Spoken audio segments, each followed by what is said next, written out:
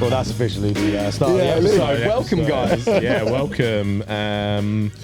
Housekeeping. I'm getting better at it. Subscribe to the YouTube, also the Patreon, and comment, DM us. We obviously put stuff on Instagram when we look for questions and stuff, and that's a lot of these episodes, and we've got loads more, so I appreciate that. But yeah, keep them coming, basically. We love it. Just going to dive straight in. Actually, before we dive straight in, hospitality in the park, in the woods. Yeah, it was last weekend. Quick review, really good. Yeah, thoroughly enjoyed Weather that. was good. That, for me, that's the key thing. 'Cause Yeah. we were on top of that hill, yeah, and I remember one year it rained, and that hill was like an actual mudslide, and you couldn't get up it because it was so wet. Like, so I'm glad it was sunny because it meant it was calm. So they'd organised, I could be wrong and imagining it differently, but I think they'd organised that little corner slightly differently, and it made it like way better than the like. Now, last year it was like that as well, but the year before it was different. Okay, that's probably it. But the layout of that, whoever was there, you know what we're talking about. But yeah, that stage, the Shogun stage, wicked. Now, what was nice about it as well, because it's like so in the corner, it's almost like you get up there and you kind of just stay there. Because like the crowd was like, it was rammed the whole day basically. Like it was. I was there all day. Yeah. Until I left. I left a bit earlier, but like Before we move on from festivals, the weekend before Hospitality Weekend in the Woods, I went to Boomtown. There's a question. There's a question about. Okay, all right. We'll come about. back we're going to get to it. Boomtown. We'll come back. Check the questions before we start the episode, isn't it, man? And actually before, yeah, you should do that. That's how you bet yourself up right there. Yeah. Yeah, and before we jump into that, obviously, like we lost probably the best DJ in the game. I just wanted to do a little like, of course, yeah, because obviously everyone knows Randall passed, super sad, and obviously just want to offer our condolences to friends and family, and just take a minute to like appreciate the greatness. Really, like everyone's got Randall stories. It was only really this year that I properly spoke to him. Actually, we had a really small show in Bedford, me, him, and Tom, like March, I think it was. Obviously, I've been same festivals, same clubs as him, like always super friendly and stuff, but never like really spent like a lot of time. We actually got the train back together the next day. I come to that show. Yeah, you did. Yeah. So we actually got we had the same train back the next day. So that's the first one I ever really like properly hung out with him and like spent time. What a guy, man. So yeah, obviously devastating loss for the scene, but yeah, obviously you guys say whatever you need to say. Yeah, I mean, the outpouring of love was I think like unparalleled actually. Yeah. For anything I've witnessed before, I tend to, unless I know someone personally, I tend not to do that too much. I did do one for Skibber. Like I'd met Skibber a few times. But he was like so iconic for me in my like youth. Yeah. I felt like I had to. I guess Randall actually I kind of like knew as I would like say on a like personal like friend level. Like it's not like I'm hanging out with him all the time, going to Bristol to catch up. But if ever saw him at shows, just the most warm-hearted, welcoming guy, man, and literally the epitome of my youth in D&B. This one hit hard, and you could see the scene, like everyone just anyone who was into tape packs. I think the thing that stood out for me out of all of it was just the Randall tape was like always missing, and it's like the amount of people whose inception into this music was as a result of a stolen Randall tape is just iconic in its own space, and just everything from his DJ ability to his charisma to his just outlook on the scene in general and how he operated as an artist. Just an absolutely iconic human being, and just a really, really sad loss for the scene. Crazy humble as well, man. Like, yeah. I've always said like with like him and like Fabio and people like that, like who are literally the people that like built the scene, invented the scene, or whatever you want to say. Like you would never know. When you meet them, you never know like their status, if you like, within the scene, because they're just the like importance and the role and bringing newcomers through. Like people like that were just like supporting people from like early doors, like nothing to gain from it. Just like it's a real credit to them, and just like, and also like a really good lesson for like us as we get bigger in the scene and stuff. Yeah, and, like 100%, man. How to basically act and behave and just like give back as well. We spoke about it in the Luke. We just recorded with LSB, like the idea of giving back, and I feel like these guys like they really give back to the scene as well, which is like so important. 100%. Like Randall, so growing up in Forest Gate, I remember the underground shop that Randall and a handful of other guys owned, and it was like a hotbed for like drum and bass and jungle, or jungle at the time. And all of these iconic DJs and stuff like Fabio and Groove Rider that would roll through and buy all these. Randall was just a very prolific local legend, as well as being like a legend in this music and being just like a king in it. And I never got a chance to, like you said, like ever sit down and have a proper conversation with the dude. Never got a chance to do it, and only ever sort of just passed short pleasantries, like in a green room, little 2-minute chat here and there, like amongst a lot of other people, and never got that like one-to-one opportunity to express that kind of that importance and like how it not just like a figure throughout my interest and knowledge of drum and bass, but like a figure throughout in my entire musical life, preceding my knowledge of drum and bass and jungle, because he was a local influential artist and DJ. Did you never get to have that chat about you being from Never. like that? So Never. he didn't really even know you were. I don't know. He may not have known that. Like, that's mad, isn't it? Because obviously he lived in, it's no secret he lived in Bristol for like a long time. But that's crazy, isn't it? Like when it's so close to like home in a like geographical sense, and actually how like London back then was such a hub of D&B, as is Bristol. All these places are still hubs of music, but when it's like so localized at that, it's almost like a bit like that's it. Yeah, kind of like. And you know what? Like with Fabio and Groove Rider going down and having their involvement in the underground in Forest Gate, and Zinc being from Forest Gate, I've been able to have these conversations with those guys. And just sadly not with Randall before he passed, but like what a loss. What legacy there as well. Yeah. On a more like kind of like not cheerful is the wrong word, but like more like upbeat note, just like an entire musical genre that spans and you've seen like decades, I've seen DJs from outside of drum and bass, like everyone just like knows what this guy was on, and grime artists, you know what you're saying? You're saying about Skibber in the last episode. You were saying how some of the grime guys used to look up to Skibber and stuff. It's the same thing with Randall. 100%. It's literally the same thing. I probably like UK dance music legends.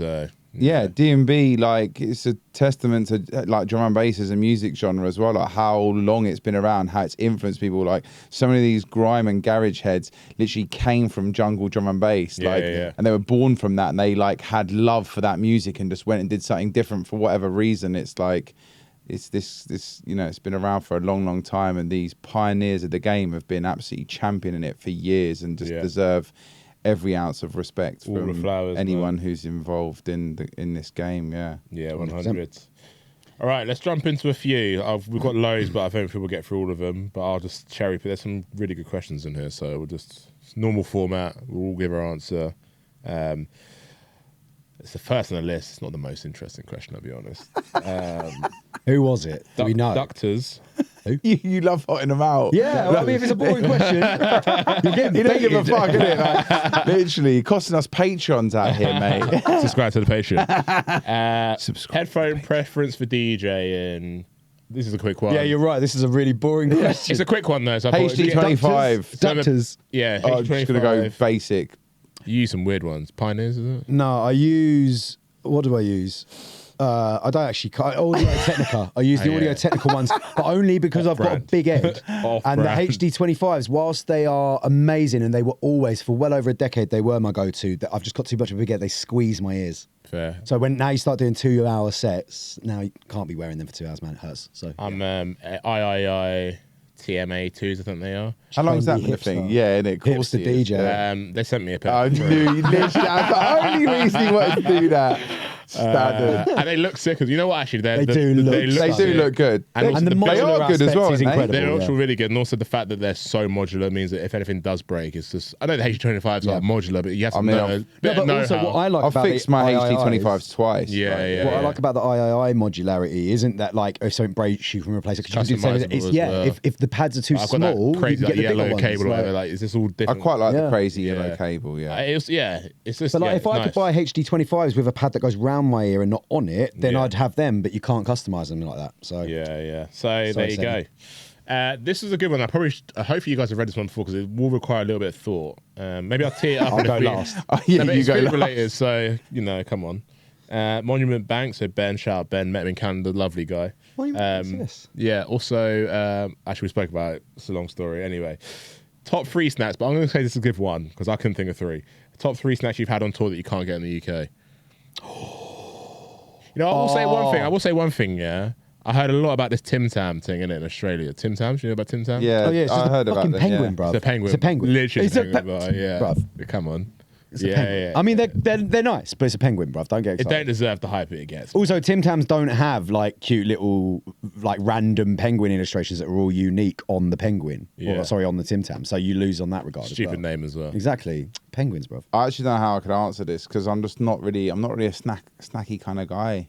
All right, well, let's change it to best food.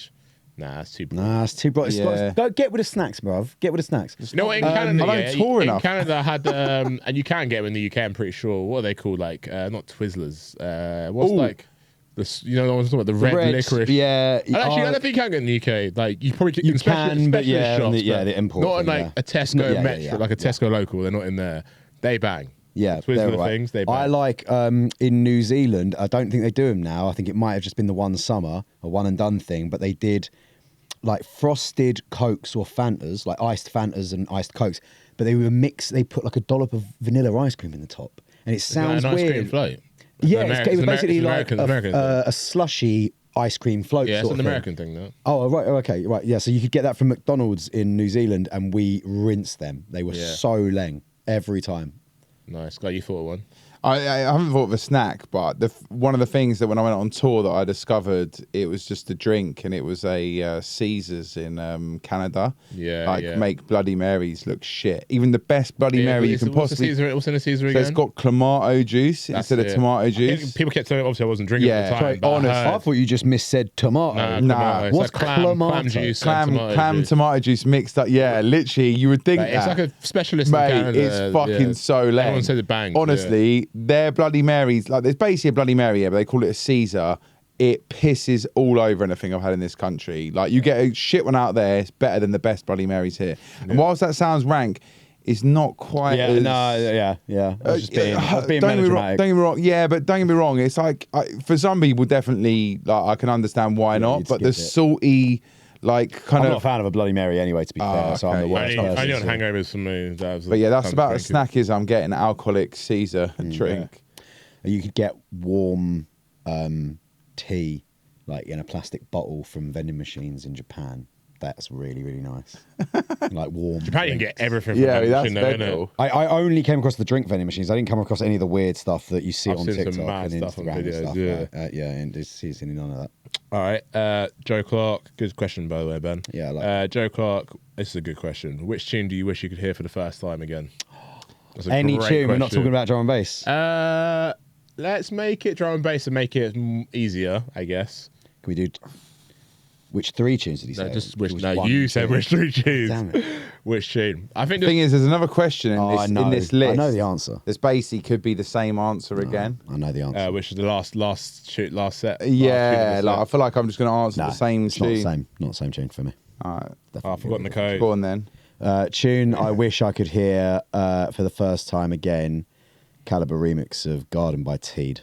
Yeah, I was actually thinking about that. What's like the most euphoric I've ever felt? To be honest, actually, I thought about this on the way in, and actually, I was thinking more like something from one of the High Contrast albums, because that was really like when I first really fell in love with liquid drum and bass as well. So like, not because like those tunes are legendary. They're not like in my like top 5, but like. So, like for example, like Racing Green or something like that. Like when I got Christ, that if, album, if it was enough to inspire you to fall that's in when I love with was this like, music, oh, yeah. this is drum and bass that Yeah, I didn't know yeah, about. yeah. You know what I mean? So like, Can I go? Just press play on the album "Delay No More" by Spectrasol at the start. Why such a not? cop out, man. Why is that a cop out? Pick one tune. Pick your one tune. Do you know? If I'm going to pick one tune, then I'm going to do another start of an album. I'm going to pick your favorite Liquid tune of all time, Oh yeah, Morning Light. "Morning Light." Yeah, Chills. Literal because cheerleaders, actually then after that you'd be hearing a whole album of fucking Flames. That's why I would actually do that, because realistically if I'm hearing that for the first time, I've got a whole album of music I'm also hearing for the first time. True. That's a cheat code. Cheat code. Although actually I'm gonna ruin your cheat code answer there, because Morning Light came out as a single like 2 months before the album. I was thinking that in my head as well, which is annoying, but It's nerd knowledge right there. Yours was Caliber Teed. Caliber Teed. I think I want to change it now, but yeah. I was also thinking, because obviously we did the Patreon episode of our top 10. I was also thinking I would have 20 questions, but I'm gonna go with one of the high contrast ones just because of the significance of it for me. It was like That's fair. got me into that sound. So and then you were more like Teed, Garden, Caliber remix. Good answers. Ellie, Veridity. Ciao, Ellie. Fave era of D&B, 90s, 2000s, 2010s, 2020s. Again, for me, it's going to be like it's going to be 2000 to 2010. Actually, no, it's 2010. It's what we did the episode on. 2010, 2020 for me. It's a really difficult one for me to answer. I'm not going to pretend I'm like really cool and older than I am and say 90s. You are quite old though. I am quite old, but I don't think I'm old enough to say 90s because I was only like there for the sort of last like 3-4 years. It's basically for most of us as a choice out of 2 decades, isn't it? It's 2000 to 2010 out or 2010 2020. Can you repeat the 2006 question? to 2016. That's not. that's my period. That's allowed. Yeah, you Fine. didn't. Why You didn't not? say Yeah. Fine. 10 We year can bend the periods. rules Shut of the up, bro. questions. Yeah, They fine. bring us the questions. We Fine. can Yeah, twist I the answer rules. them however I want. Do you know what then? When you put me in Actually, this chair, I just okay. go straight savage mode. So I don't if care. he's doing that, I'm going. Do I want? I want either 2002 or 2004 to 2012 or 14. I can't make up my mind.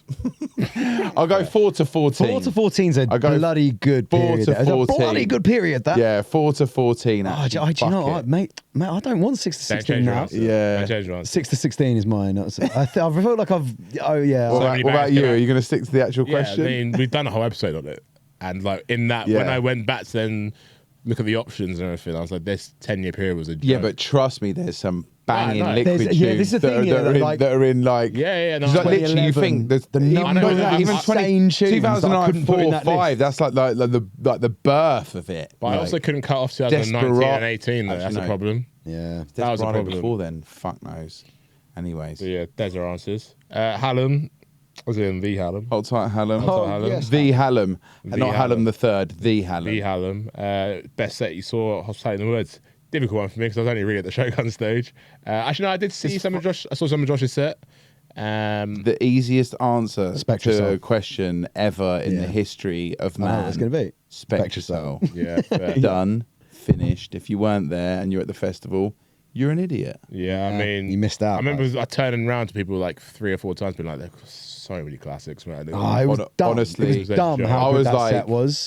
oh man, like I was literally there raving with Luke, like front and center, 5 minutes, like 5 meters in front of SP, just like, just like. And do you know fucking hell, what? man, I missed Not this only was so the much. set really, really good, I think all of us knowing how excited we all were to watch that set and being there together to enjoy it together made that just chef's kiss. Because I know like everybody up at that stage was gassed to be seeing that set. I was so Would have happy been my nice set- to have had them both there. Yeah, I was That's so the only happy thing I would say. our set was the hour before because I knew it was gonna be rammed. I was like, "Hey, what's Bro, gonna be here for that do you set?" know at one point, obviously I asked you to finish with that tune of mine, which Yeah. like thank you for doing that. We went like 5 If it- minutes into Dave's set. Did we actually? We went so far into his set. Yeah. Fuck, I didn't realise that. Yeah, I didn't know that. But Dave let it roll out though. He was just like, I mean, yeah. you're gonna have to let it roll out when I'm spitting 128. But Yeah, like, yeah. my point is that I realised as it was getting busier and busier, like because obviously people were coming, like not like obviously we had it pretty busy, Yeah. but they were definitely people flooding in for like Spectre Show, and I was like, oh, these people are going to Spectre Show, they're going to get to see me play this tune live for the first time, and it's going to look wicked on camera, and I've got a camera guy here. I was like, sweet, this is one of them ones that's really worked out very nicely. For Everything's me. coming up rich.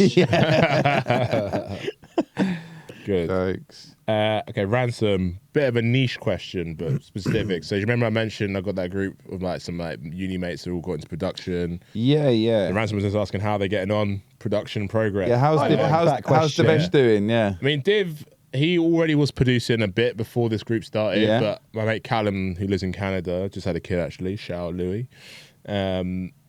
He's like, so he started learning piano like 4 years ago, or like having lessons and stuff, and then kind of turned to production maybe like 9 months ago. But like, because he's so musical anyway, like his tunes, even though like technically wise, there's like loads of work to be done, but like they've just really like the ideas are great.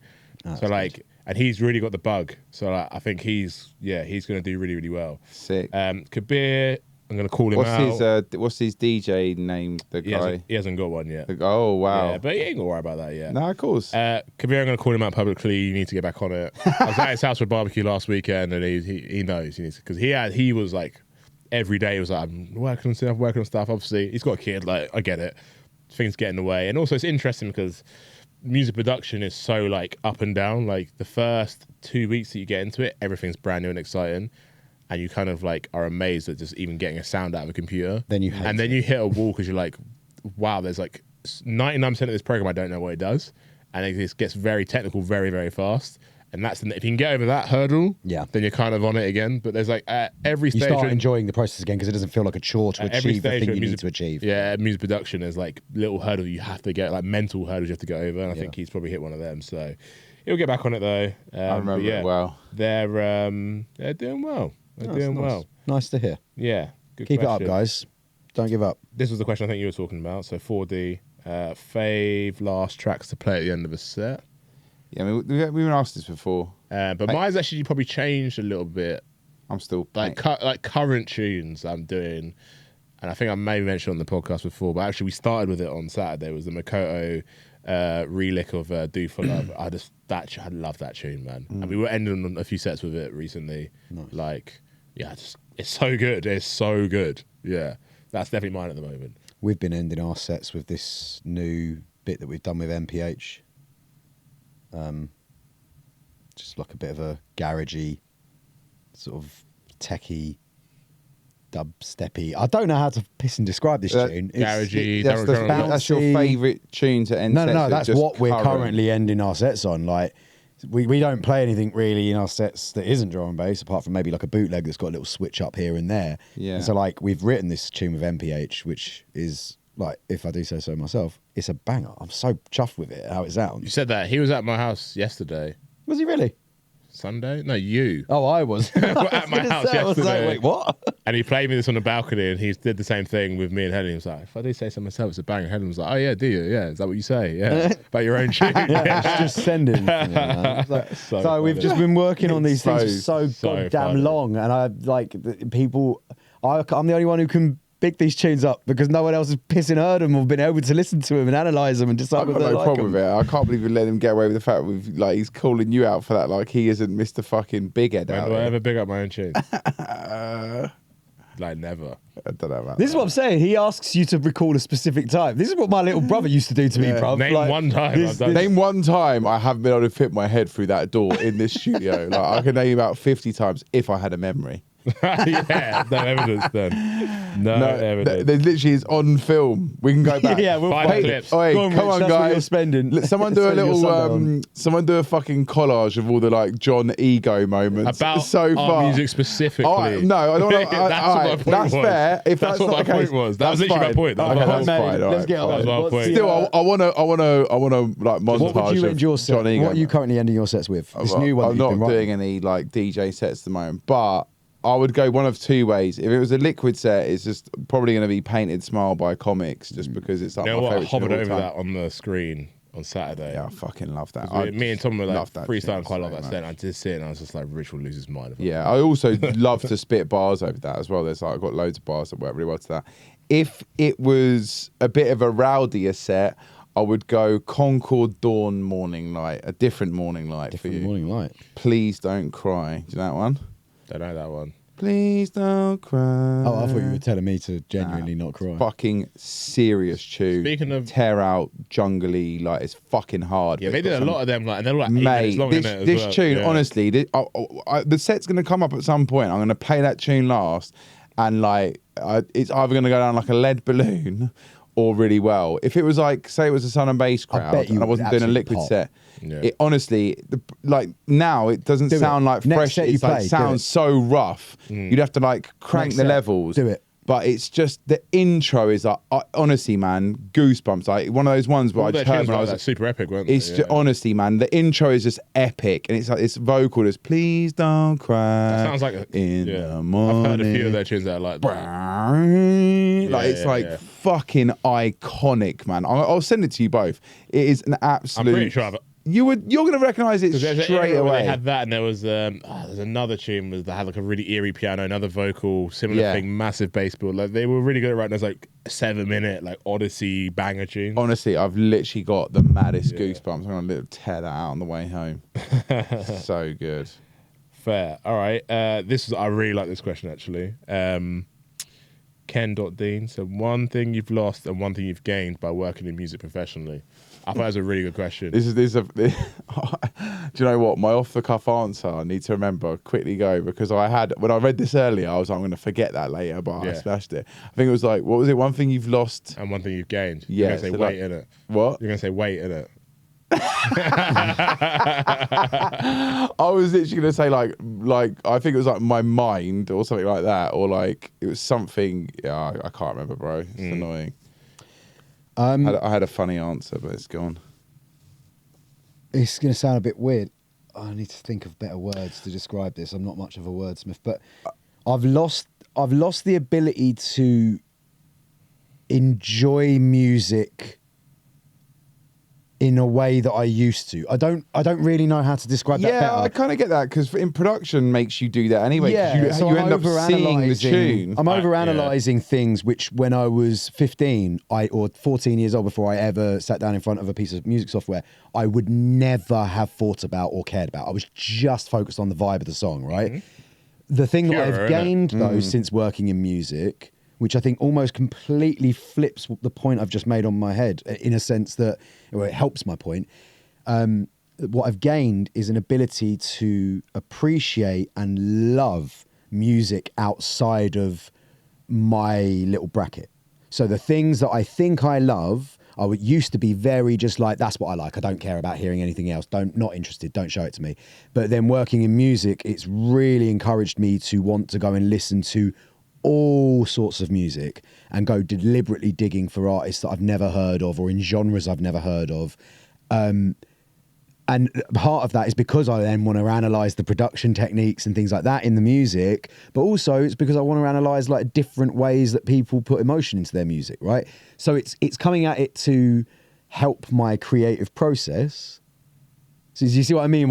It's hard to explain why I've lost the ability to enjoy music. Let me try this. It's like I'm more over-analysing things and You've why I'm gained- sourcing music. You've is- gained the ability to understand what you like about songs, like on a very specific I level. guess, yeah, in a sense, yeah. But I The definitely two have things lost the have to be ability tied to just... together then. Nah, but a lot But of mine were. it's kind of clever if you Yeah. can. Yeah, 'cause I think guess you do. I've lost like- the ability to find a genuine love for new music. So I can still go back to old albums that have like... That's weird. I don't That's know, a lie. man. You're lying No, to I think- yourself. I You think- literally, when we I'll used to do still- the like, I'll what were you still sit there listening and to section, overanalyse things, though, capping. like- Yeah, you're Capping. changed. He's No, trying I to don't show know, off man. now, and he's like, Yeah, guys, come I'm on. just so You- analytical. you have like, over- just you look- have overcomplicated. So deep. you like- have overcomplicated. I just understand music Yeah, at a whole okay, new level yeah. that makes My me. I words are can't not helping me here. I can't truly My words enjoy are it not. anymore. You didn't even. My words Are aren't you even benefiting baked? me. No, Nah. yeah, I'm a little bit. All right. Maybe that was the problem. Yeah, You're not baked probably. enough, mate. Yeah, I needed more weed. But I can relate to what you're saying about the.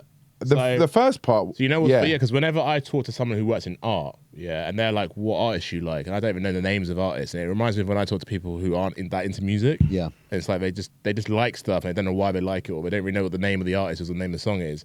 That's how I feel about like paintings. Like when I talk to someone who knows about paintings, I am like, "Oh, I like this thing," and I don't really know why I like it, but then But I like it. but then they can break down like, you know what I mean? It's the same conversation and the same kind of understanding. Yeah. Yeah. I think that's So I fair. get it. Yeah. I get it. Yeah. Yeah. It is What on about my you?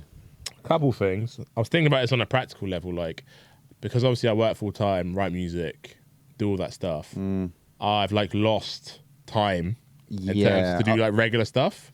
Yeah. Like if I know if I'm doing regular stuff, I'm not writing music. If I'm writing music, I'm not making plans during the week, and I'm not doing things that I would. If I didn't have music, I'd just be like doing stuff that regular people do. So I've lost that a bit, but I've also gained this like pastime, passion, hobby, whatever you want to call it, that I can't imagine what I'd do with all my spare time if I didn't do it now. So it's like, if I didn't do music and I just did my job, came home and just watch TV or whatever, like I don't know what I'd do. Like, do you know what I mean? Like I don't know what I'd put all my energy into outside of work. So like, it's not really a complaint it's just like a thing that exists. It is something you have to make your bed with, because my loss would sort of be like similar, like, you know, thinking about it on the cuff, like on the fly rather, is like you end up putting distance between yourself, your friends and your family, especially when I was like maybe a bit more busy. Yeah. Like pre-COVID, and you know, you're gigging like every weekend and stuff, and your mates are asking to see you, your missus asking to see you. You know, now I've got a kid that I've got on the weekend and stuff. So you lose time with like people you love, whilst you also gain a community of people that you're like then involved with. And realistically, to elaborate on that a bit more, like I gained like pretty much, you know, it's a bit cliche, but everything my sort of teenage self could have ever imagined success-wise, as much as people probably think I'm a moaner on here, which arguably is kind of accurate.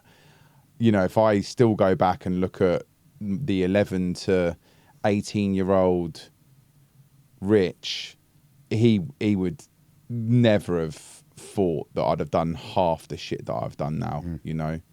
Like, and even, you know, I'm not like SP or someone who's like fucking fully smashing it, but even, you know, I've always been relatively humble at heart, and I think and had that imposter syndrome about me, and never really had that much belief in what I do until actually the community, I gained belief in what I do, and I gained, you know, the dream that I'd envisaged as a teenager. I kind of ended up, you know, living it to a certain extent, which is more than you could have ever really hoped for. Yeah, like, so I should probably stop moaning so much. Sorry, guys. Funny that, because the next question from M Dork Wang, or Dork Wang, Dork. did you have / how do you deal with imposter syndrome at the start of your career?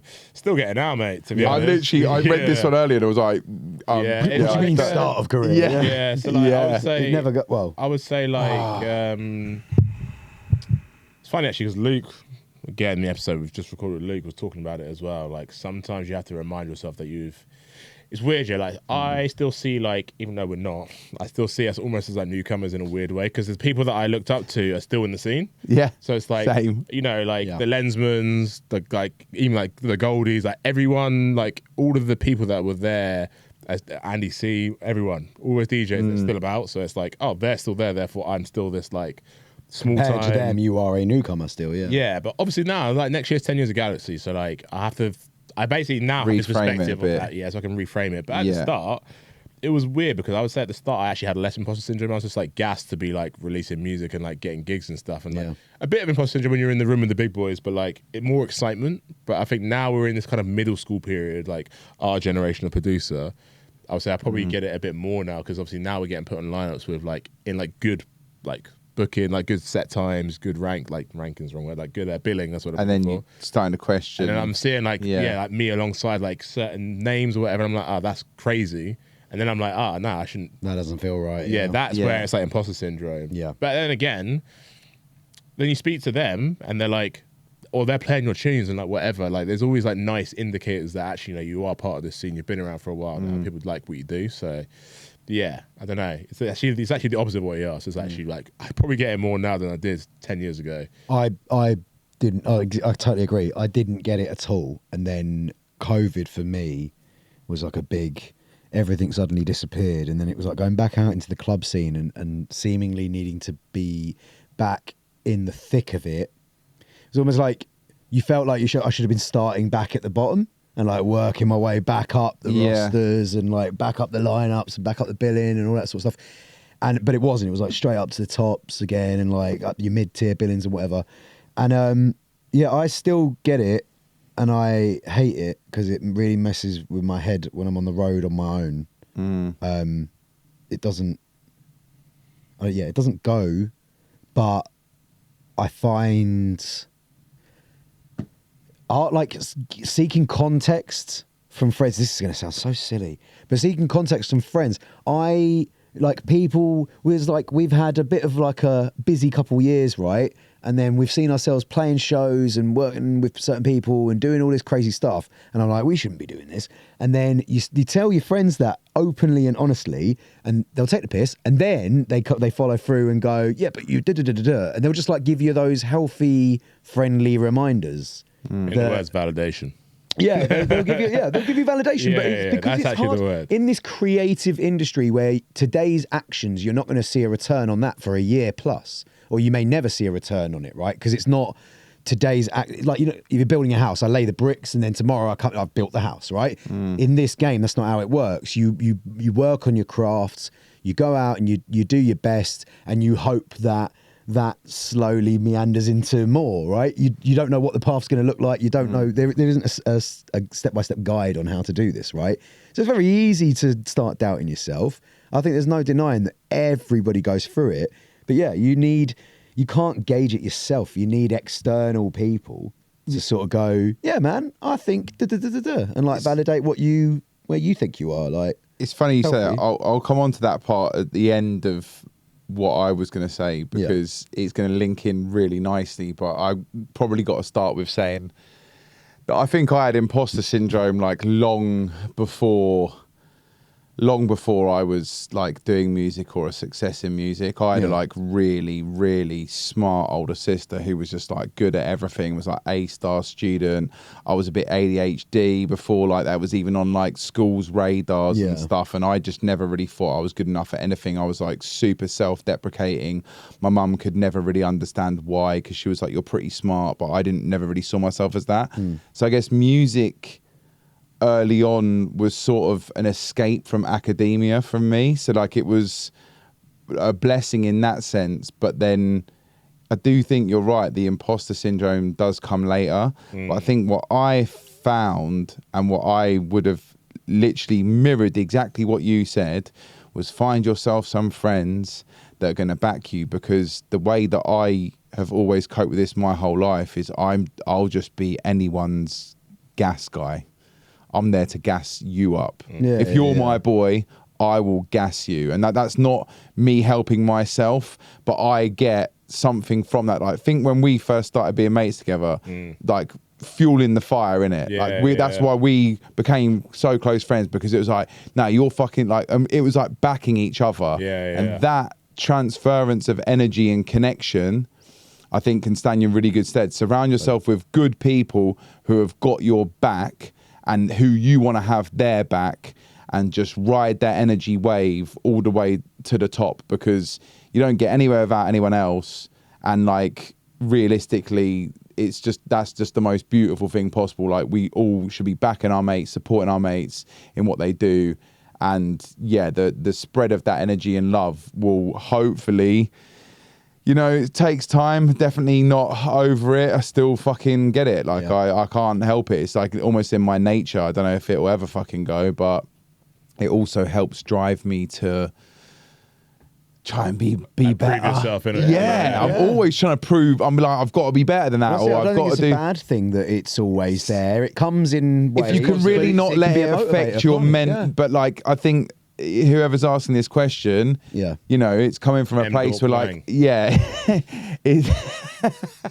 that's hit me with the jokes, saying just like throw me off. It's the wang, man. It's jokes. I love it. Dork wang. But yeah, dork may genuinely be suffering with imposter syndrome himself, and that's totally normal. And like, but the positive side to imposter syndrome is that when you play it like in a DJ producer context, that is like when you play a show, you don't think anyone's going to turn up because it's like, who am I? And then you're like, oh my god, that's like a really nice surprise, for example.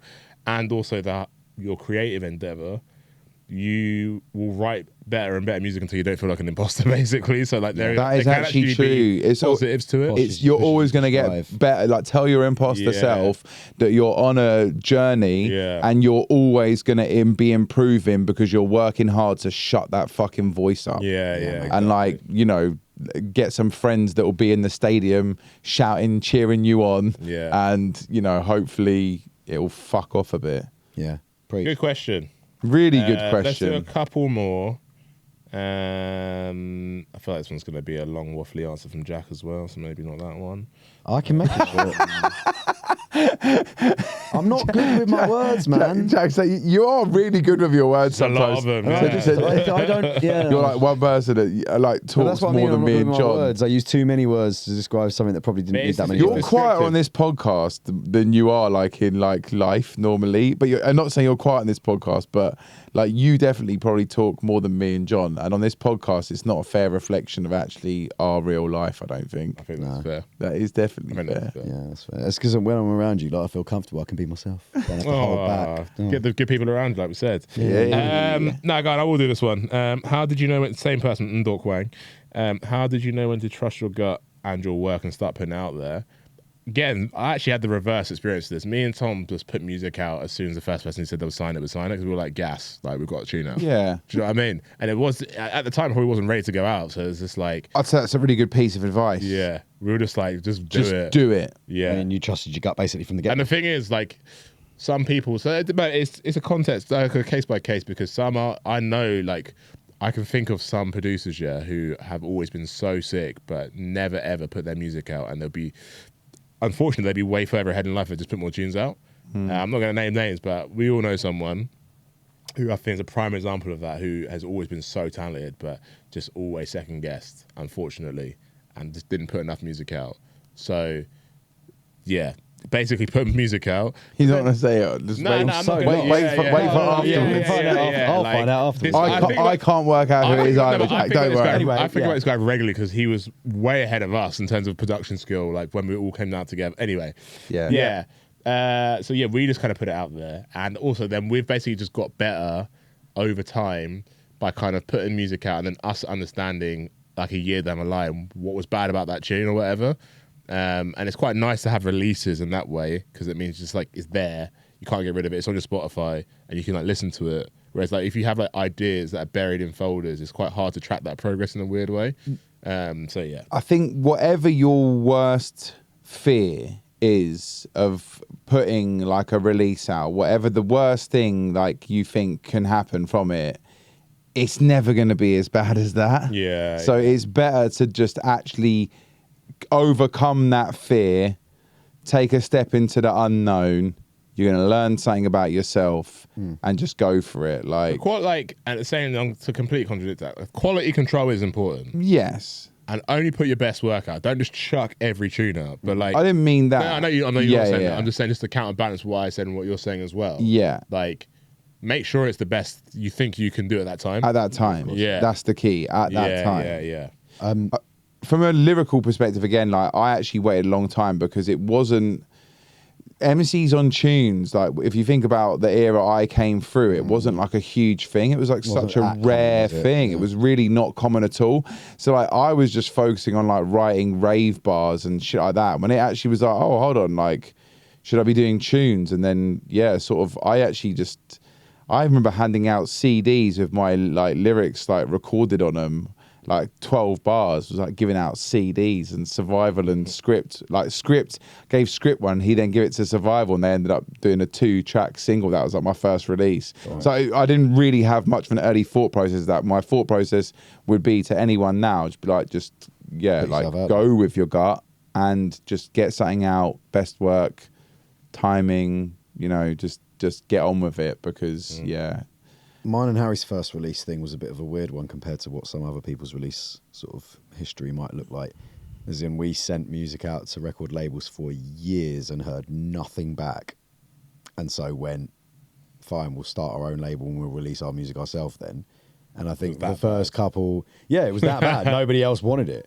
And they were supposed to be kicking themselves now, though. And the first release that we put out was just like an average EP of just some like really average tunes. The music EP. Yeah, it was the music EP. Did a remix. And then, that's what most people. It was actually really good. But yeah, that's what most people's art is, right? And that stands with the just can't commit, remember right? that, by just the way. I know. That was some Props. good recall. Yeah, fair play. Yeah. But yeah, like that sticks with your like just commit thing. But then I would say what Chris from Blue Martin said to us, which was the next bit of music we wanted to work on. We were like, oh yeah, we'll drip feed some EPs over a year. And he was like, just do an album. Just do your first album if you got that many demos. We were like, we're not ready for our first album. That's a really daunting task. And he was like, no one's ready for the first album. Don't be pussies. Just do it. And so we did. And that was the best decision we ever had, because suddenly I felt like we had a lot of confidence in ourselves, because we not only wrote an album, but self-released it as well. And I think just like it stands with the just put yourself out there, and you'd be surprised at what like love you might get from putting 100. yourself out there, and suddenly you just get the biggest confidence Someone's gonna boost like that it. 10 years later I am still fucking riding, bro. Yeah. I'm still riding that confidence wave. Fear is the mind killer, innit? Yeah, Yeah, it yeah. Fear is the mind killer. Yeah. Like, just take a leap of faith. Someone's gonna like it. Exactly. All right, let's close on this one. He did ask 3 questions, but we didn't talk about Boomtown, but next time. Actually, no, go on. We can talk about Boomtown. Yeah, I was gonna talk about Hold on. There was a question about this. Yeah, is this opinions on Boomtown? Any stories about it? Yeah. Oh, Can right. you say Well, I opinions was for gonna Boomtown? Boomtown, can you book me to Yeah, I play was gonna say, next have year? you guys ever been to Boomtown? I've played Boomtown twice. You've My done only it. story about Boomtown But- is they booked us for. So no, you go. All right, I've only played Boomtown twice. I played once when I was a frontman for a dub band, and once for Extra when he was doing a cyberfunk thing, and it was like a super like booky little corner, like tiny stage. Years and years ago, then we had the Shogun thing locked. That's what I was gonna say, And it got yeah. cancelled. Origin COVID. stage as Literally, well. it was like the one. we were Origin literally we were stage. there. We were Yeah. you and me were like celebrating. We were like, yes, we're gonna do it. And then literally, COVID. it got cancelled, and next year they booked Critical. Yeah. And then we weren't on it. Yeah. So yeah, that's my story. Yeah, Never- done the that was my Boomtown big extent of stage. Boomtown. Like I'd never been, I'd never played, and I was so itching and eager to go. And we got to go last week or the other weekend, and it was so much more than I'm not trying to. No, Harry said it was one of the highlights of his career. Yeah, yeah. It was. I mean, that has was got to a be one of the set highlights. Like literally playing. In terms yeah. of sets I've played with Harry, like the two of us have played together, which in the last year or so, sadly, there's been a few where we haven't been able to do that. But like that was the best set we've ever played together. Like in terms of us playing together, and in terms of how the crowd responded, how it sounded in the booth, how it sounded out in the crowd, how it looked, like the vibe we were having with Carousel, like we were shitting it for that set, man, like the whole day. And then it was only about an hour before the set we got to the stage and linked up with Carousel and saw him, and it's just suddenly it was like, if you're going to play your Boomtown set, like debut, with any MC, there's nobody better qualified to like take you under his Boomtown wing. I mean, he's like the Boomtown guy. Yeah, right? it's like yeah. His festival. Yeah, I mean, he literally plays more sets Yeah. there than anyone, like every single year. And bruv, it was just absolutely Parasitic. phenomenal. Absolutely phenomenal. So yeah, I just want to like thank you to anybody that was there, because it was genuinely so much fun. Next Never year, had- Origin, Shogun. Yes, mate. Get me on there. I probably won't get booked. Boomtown, make it They owe happen. us. They owe us this set. That was going to be the summer I was going please to play book me tomorrow for night it. BCB Boomtown. I've been such a crazy summer, but yeah, it didn't happen. So hopefully next time. Oh yeah, Yeah. yeah. But the Boomtown, the summer that never happened. did get rebooked. Cough, cough, Boomtown. Last one. I rate it. Because I know we've all got answers for this, actually. Maybe not you, actually.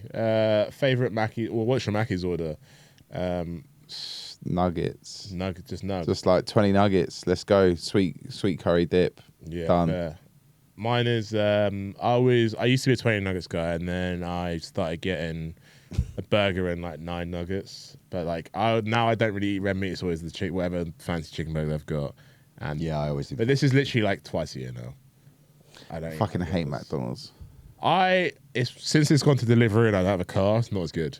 When you go to a drive-through, it's like the chips. Honestly, The chips have a anyone half-life of like 2 minutes. ordering Mackie D's coming like lukewarm That's what I'm saying. cardboard burger, When like you're- dead. when you're- I'm sorry. When you go for the I drive-through, know. that's right. I had a Mackey's like a 4-minute cycle from my gaff. Like mine was not turning up okay. soggy and Okay, lukewarm, fair bruv. play. Mine Yeah, was that's the turning up problem with pretty damn McDonald's. fresh. But like people that order it on Deliveroo and shit or whatever, I don't get it. I don't. Bare people. Bare people. Yeah. The only Like, reason why literally- I ever did it was because it was so goddamn close to our house. Like I would have walked it, but I'm just not walking the streets of Walthamstow at 4 a.m. Like when Yeah. I'm back home. I've like, seen you order bit bare pissed, McDonald's delivery. sweating. He loves McD. Yeah, mate. That's You what I know- do. So I no, saw it's it, I a was treat, like, bruv. Did you I'll see have that whatever thing? fancy chicken burger they'll have. There's Okay, always yeah. room for a double cheeseburger on this order, and then if they've got like they've got the mozzarella dippers or something like that, I'll always go for the little cheeky cheesy thing that they've got going on. Cheeky cheesy thing not, I can bruv? get down with, to be fair. My order used You to know, be criminal before. Did you see that thing of BC where he remembered that he's such a joker. He remembered he had I saw that that post. Mackey's burger that he'd put up there to see. He put it in like the roof of, I don't know where he was, but like he put it in the roof of like, it looked like a fucking school. Like he was but like that like was like in his local area or something, but it was clearly his yard or something. I don't know. But he put it in the roof, hadn't he? And he left it for 2 years, checked on it, and it was like, yeah, exactly as like the studies had said, that it just like wouldn't even like decompose, mold, whatever. It's like so preservative rich. It's just like stays how it is. It's a plastic burger. And then literally he put it back up there and had forgotten about it. And that post, he was like, this burger is 6 years old. This Mackey's burger. And it's like still in its like form. I remember the mad. first time that happened. Like there was a whole thing on that. Like it went around the news, Yeah. wasn't it? But had they not like that's someone when had he put done one it. in like a glass? No, someone had put one in a glass box like 10 years ago, and then it made like global news. I think that's, but he They done it off unveiled the, it, and they were like, "This is a 10-year-old cheeseburger." he done it off the back of that because he wanted to Oh, test if it really? was real. That's Gotcha. what he says. Check that post out. He's a Oh, joker. that's it. There you go. That's That's it. That's the episode. Yep.